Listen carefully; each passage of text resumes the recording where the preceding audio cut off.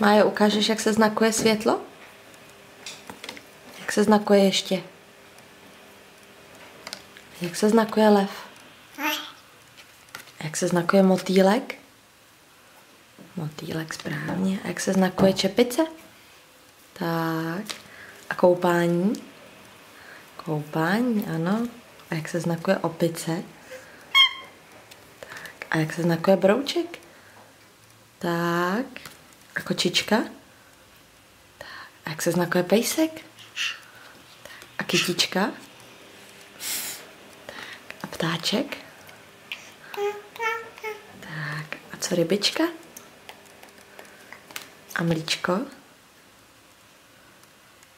Tak. A žába? Tak. A slon? Tak. A koník? Správně. A žirafa? Tak. A medvěd? Tak. A želvička? Tak. A hají, jak se znakuje spinkat? Tak. A kartáček?